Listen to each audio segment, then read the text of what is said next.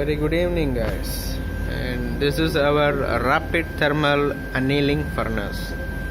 You can see there are 3 number of MFC we have connected, and you can see this is the sample holder. This is a quad sample holder.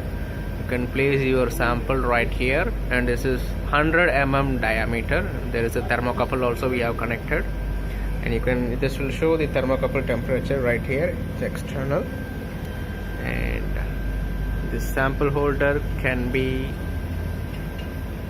closed like this, and you can remove your sample holder like this.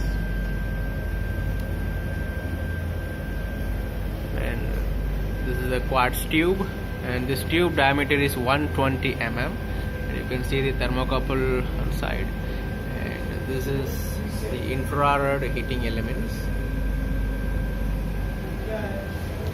And this furnace can go 1000 degrees Celsius in just 120 seconds. That is the heating rate.